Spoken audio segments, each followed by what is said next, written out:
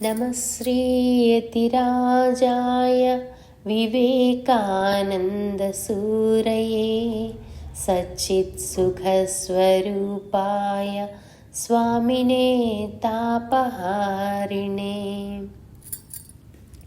నేటి సద్భావన. జీవిత పరమావధి అయిన పరమసత్యం నుండి మనం వేరుపడకూడదు అంటున్నారు. కాబట్టి మనకు జీవితానికి పరమావధి ఏంటి, పరమసత్యం ఏమిటి? భగవంతుడే, అంతే కదా. మనందరికీ ఎంత కోట్ల మానవులు, ఎన్నెన్నో వివిధ దేశాలలో మానవులు అందరూ పుడుతూనే ఉన్నారు కదా. కానీ భారతదేశంలో పుట్టిన వాళ్ళకు మాత్రం ఎక్కువ ఛాన్సెస్ ఉంటాయి దేన్ని, భగవంతుని గురించి తెలుసుకోవటానికి వాళ్ళకి ఆసక్తి అనేది జనిస్తుంది అని చెప్తున్నారనమాట. కానీ మనము దానికి సిద్ధంగా ఉండాలి. మనం భారతదేశంలో పుట్టాము, మనము ముఖ్యంగా హిందువులుగా పుట్టాము అంటే మనము మా భగవంతుని ఎలా చేరుకోవాలి అనేది ఏదో ఒక భగవంతుని పట్టుకోవాలి. విష్ణువునా, శివుణ్ణా, అమ్మవారినా, మీ ఇష్టం, ఎవరినైనా పట్టుకోవచ్చు. పట్టుకొని ఆ జీవితం అంతా ప్రతిరోజు దానికోసం కొంత సమయమైనా కేటాయించాలి అని చెప్తున్నారు. ఆ జీవితం యొక్క పరమావధి నుండి మనము వేరుపడకూడదు అని చెప్తున్నారు. వేరుపడిపోతే ఏమవుతుంది, దుఃఖాలన్నీ వచ్చేస్తాయి, మాయ ప్రభావం వచ్చేస్తుంది. అదంతా వచ్చేసి మనల్ని ఇబ్బంది పెట్టేస్తుంది, చికాకు పెట్టేస్తుంది. మనకు చిన్న విషయం కూడా భూతద్దంలో పెట్టి చూసేసి పెద్దదిగా అనుకొని బాధపడిపోతూ ఉంటాము. కాబట్టి అట్లా అనిపించదు. నాకు ఇంతకుముందు మా ఇంటి చుట్టూ పిల్లలు ఆడుకుంటూ ఉంటారు సాయంత్రం పూట, అది చాలా డిస్టర్బెన్స్గా అనిపించేది నాకు ఒకప్పుడు.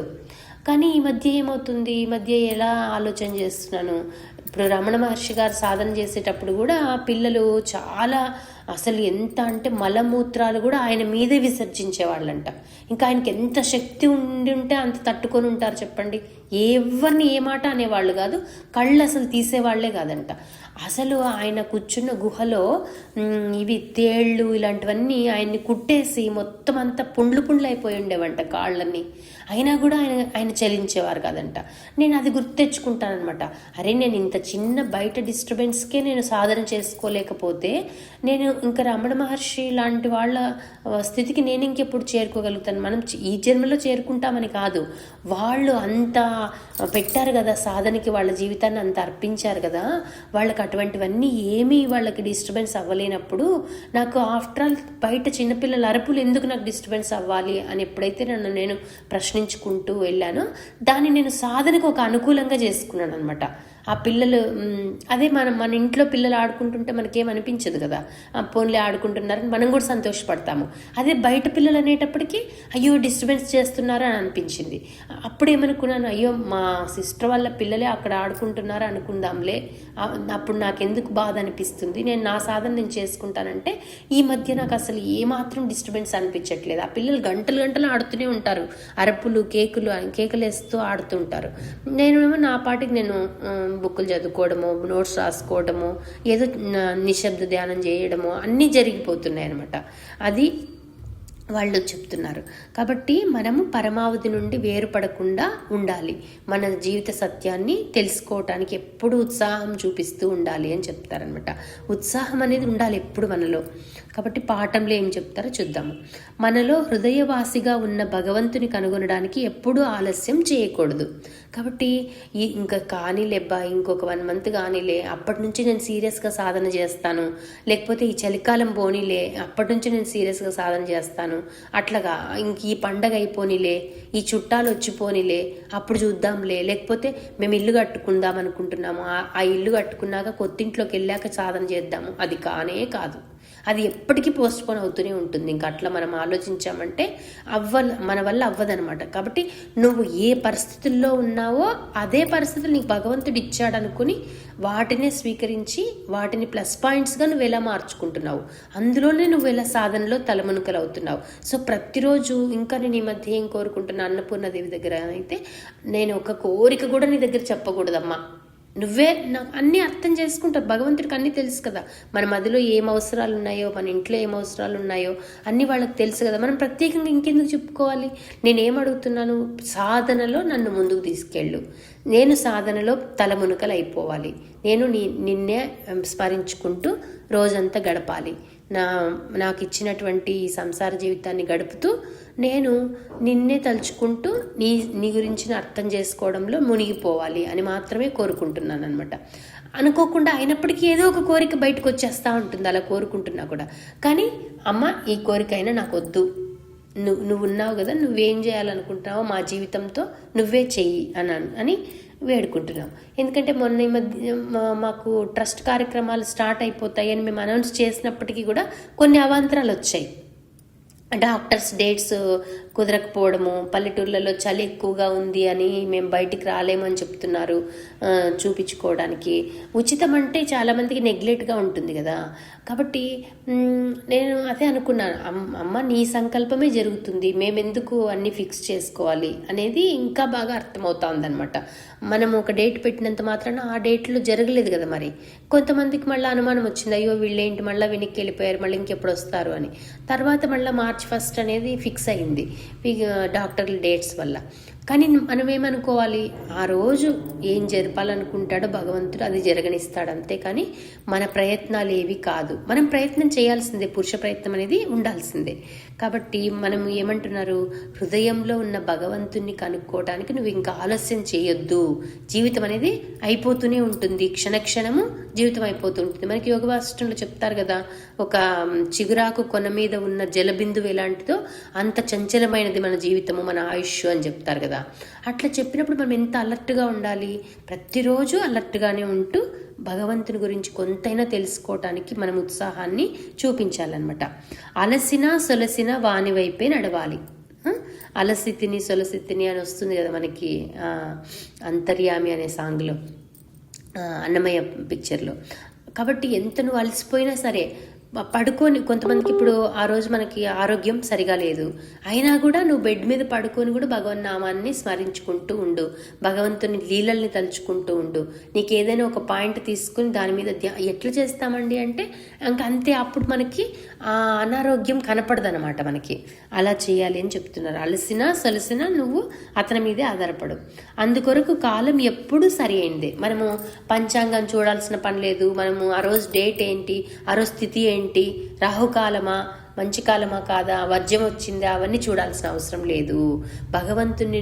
భగవంతునికి సంబంధించిన పని ఏదైనా చేయాలనుకుంటున్నావు అనుకో, నీకు ఏదైనా ఒక సేవ చేయాలనిపించింది, ముహూర్తం చూసుకునే అవసరం లేదు, అన్ని వేళలు మంచివే అనమాట. కాబట్టి ఆ స్థితికి మనం రావాలి. మనం జాతకాలని వాటన్నింటిని పట్టించుకోనటువంటి స్థితికి మనం వచ్చేస్తాం. ఆధ్యాత్మిక వైపు ప్రయాణించే కొద్దీ మనం అలా మారిపోతాం అనమాట. కాబట్టి కాలం ఎప్పుడూ సరి అయినదే. వానితో మనం సంబంధాన్ని ఏర్పరచుకుంటే రక్షణ పొందుతాము. వానితో అంటే ఇక్కడ భగవంతునితో అనమాట. సంబంధాన్ని ఏర్పరచుకుంటే మనము రక్షించబడతాము అని చెప్తున్నారు. ఆ సంబంధాన్ని ఏర్పరచుకోలేకపోతే మన కర్మలన్నీ నిష్ఫలమైనట్లే అదనమాట. నేనే చేస్తున్నాను, నేను అనే అహంకారంతో చేస్తున్నాం అనుకో, వాటి వల్ల మళ్ళా ఏమీ ఉపయోగం అనేది ఉండదన్నమాట. పుణ్యము ఉండదు, పురుషార్థము ఉండదు వాటి వల్ల. కాబట్టి తండ్రి నువ్వు చేయిస్తున్నావు, నేను చేస్తున్నాను, నేను నీ చేతిలో పరికరాన్ని, నేను నీ చేతిలో ప్రాఫిటబుల్ ఇన్స్ట్రుమెంట్, ఊరికే పరికరం కాదనమాట. ఒక చాకు ఉందనుకో, అది మొద్దుపోయింది అనుకోండి, దాంతో మనం ఏమైనా పని చేయగలమా? చేయలేం కదా. కాబట్టి అది సానబెట్టి ఉండాలి. అట్లా మన బుద్ధి కూడా తీక్షణంగా సానబెట్టినటువంటి బుద్ధిలాగా ఉండాలి అని చెప్తున్నారనమాట.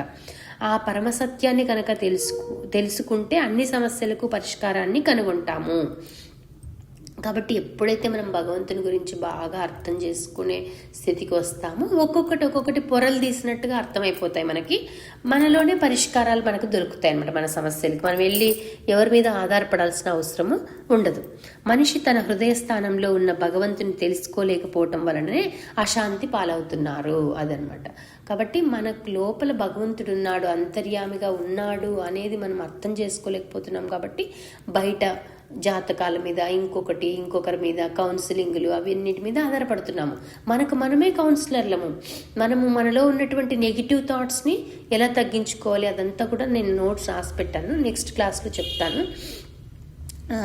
ఒక మాతాజీ చెప్పిన క్లాస్ అనమాట అది. కాబట్టి మనలో నెగిటివ్ థాట్స్ వస్తున్నాయి అన్నప్పుడు మనం గమనించుకొని వాటిని ఎరేజ్ చేయటానికి గ్రంథ పఠనము ఇలాంటివన్నీ చేస్తూ వచ్చామనుకో, అప్పుడు భగవంతుణ్ణి మన హృదయంలోకి ఆహ్వానించడానికి మనం అలర్ట్గా ఉంటామన్నమాట. అట్లా మనము అశాంతిలో నుంచి బయటపడచ్చు అని చెప్తున్నారు. ప్రార్థన. హే మహాదేవ, భ్రాంతి అనే రొంపి నుండి నా మనస్సుని ఉద్ధరించు, నీ కృపా సాన్నిధ్యంలో నన్ను ఆనందించని. సో మనకి ఎన్నో భ్రాంతులు కలుగుతూ ఉంటాయి కదా. అది ఇలానేమో, లేకపోతే ఎవరైనా ఒక మాట అంటే దాన్ని మనం పదింతలు చేసుకుని బాధపడ్డము, రకరకాలుగా తీసుకుంటాం కదా ఎవరైనా ఒక మాట ఏదైనా అన్నా కూడా. సో ఇట్లాంటి భ్రాంతిలో నుంచి నన్ను బయటకు పడివేయి, నన్ను ఉద్ధరించు, ఆ రొంపిలో నన్ను దించొద్దు అని చెప్తున్నారు. నీ కృపా సాన్నిధ్యంలో నన్ను ఆనందించని.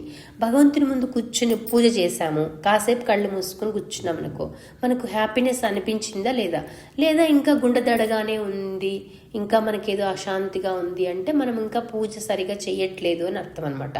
మనం ఇంకా భగవంతుని మీద సరిగా ఆధారపడడం మనకు రావటం లేదు. రెగ్యులర్గా చేస్తేనే మనం కనెక్ట్ అవుతాం, అంతే కదా. మనము ఒక ఫ్రెండ్ ఉన్నారనుకోండి, వాళ్ళకి ఒక 6 నెలలైనా మనం ఏమీ ఫోన్ కాల్స్ చేయలేదు, ఒక మెసేజ్ కూడా చేయలేదు అనుకోండి, చాలా మటుకు ఆ సంబంధంలో కొంత బీటలు వారుతుంది ఆ సంబంధం కదా. ఎక్సెప్షనల్ కేసెస్ ఉంటాయి, చాలా బెస్ట్ ఫ్రెండ్స్ అయితే వాళ్ళు ఇయర్స్ టుగెదర్ మాట్లాడుకోకపోయినా ఒకసారి పలకరించినా సేమ్ ప్రేమతో కనెక్ట్ అవుతారు. సో భగవంతుడు కూడా అంతే. కానీ మనకు అర్థం కావాలి కాబట్టి మనం రెగ్యులర్గా కనెక్ట్ అవుతూనే ఉండాలన్నమాట. ఏదో ఒక విధానంలో జపమా, ధ్యానం, నిశ్శబ్ద ధ్యానమా, ఇంకోట పూజ చేస్తావా, శాస్త్ర గ్రంథాన్ని చదువుతావా, అన్ని రకాలుగా నువ్వు నీ ప్రయత్నంలో నువ్వు ఉండి కనెక్ట్ అవుతూ ఉండాలి. అప్పుడేమవుతుంది, కనెక్ట్ అవుతూ ఉంటే అది కట్ అవ్వకుండా ఉంటుంది, ఆ సంబంధం కట్ అవ్వకుండా మనం మన చూపులు పక్కకు మరలకుండా ఉంటాయన్నమాట. నీకై నా శోధన దృఢమైనదిగా, తప్పులు లేనిదిగా చెయ్యి. శోధించాలి భగవంతుడు ఎక్కడున్నాడు. అందుకు వివేకానంద స్వామి ఏం చెప్తారు, ఎదుటి మనిషిలో నువ్వు భగవంతుడిని చూడడం నేర్చుకుంటే నీ నీ హృదయమే దేవాలయం అయిపోతుంది అని చెప్తారనమాట. సో ఆ స్థితికి మనం మెల్లగా చేరుకోవాలి. ఆ ఎదుటి మనిషిలో తప్పులు మనం పట్టించుకోకుండా ఉండడము, దోషవర్జిత అనేది మనం ప్రాక్టీస్ చేసాం కదా ఒకసారి, అట్లా వాటిని క్షమాగుణాన్ని తెచ్చుకోవటము అట్లంతా చేసినప్పుడు ఏమవుతుంది, మన శోధన అనేది ఫలిస్తుంది. భగవంతుడు ఎక్కడున్నాడు అనేది మనకు అర్థమైపోతుంది అనమాట. మన హృదయంలోనే మనం నిశ్శబ్దంగా కూర్చుంటే చాలు, మనకు మనశ్శాంతి వచ్చేస్తుంది. నిశ్శబ్దంగా కూర్చుంటే చాలు, మనలో నుంచే మనకు డౌట్స్ అన్ని క్లియర్ అయిపోతూ ఉంటాయి. సమస్త వెలుగుకు ప్రేరణకు నీవే నిధివి, నీ వెలుగును నా మార్గంపై ప్రసరించు. ఒక టార్చ్ లైట్ ఇలా వేస్తుంటే మనం దారి కనపడుతూ ఉంటే వెళ్తుంటాం కదా, అట్లా భగవంతుడి యొక్క కృప అనేటువంటి టార్చ్ లైట్ని మనం పట్టుకున్నాం అనుకోండి, మనం మార్గం అనేది సుగమం అయిపోతుంది. మనం ఎటు వెళ్ళాలి అనేది ఆయన నిర్ణయిస్తాడు. ఆయన దావ చూపిస్తూ ఉంటే మనం వెళ్ళిపోతూ ఉంటాం అంతే. అందుకే మాకేం చెప్తారంటే, ఒక కారులో కూర్చున్నాం అనుకో, కారులో నువ్వు వెనక సీట్లో కూర్చొని ముందు సీట్లో ఉన్నటువంటి స్టీరింగ్ని వివేకానంద స్వామికి ఇచ్చేసేయి, ఆయనే నడుపుతారు నీ జీవితాన్ని అని చెప్తారనమాట మాకు మఠంలో. కాబట్టి అట్లా కానీ మనకు ధైర్యం ఉండాలి. ఎందుకు, సొంత ఆలోచన వదిలేయాలి. సొంత ఆలోచనలు చేస్తూ ఉంటాం కదా మనము, ఇలా చేద్దాం అలా చేద్దామని. మనం సొంత ఆలోచన చేసే కొద్దీ తప్పుల్లో ఎక్కువైపోతుంటాయి తప్పులు. కాబట్టి మనం ప్రయత్నం చేయాలి, మన ఆలోచనలను భగవంతునికి వదిలేసి నిర్ణయాన్ని అతనికే వదిలేయాలన్నమాట. అతడు ఏమిచ్చినా స్వీకరించడానికి సిద్ధంగా ఉండాలి, అదొకటి. అతను మంచి ఇస్తేనే స్వీకరిస్తాను, మంచి ఇస్తేనే నేను పూజ చేస్తాను, లేకపోతే నేను ఈ దేవుణ్ణి నమ్మను, ఇంక వేరే దేవుని దగ్గరికి పోతాను, లేదా వేరే మతంలోకి వెళ్ళిపోతాను అని అనుకుంటుంటాం. అది తప్పు అని చెప్తున్నారు. కాబట్టి నీ వెలుగుని నా మార్గంపై ప్రసరించు అని చెప్తున్నారు. సో ఇంతటితో ఇది ఆపేద్దాం.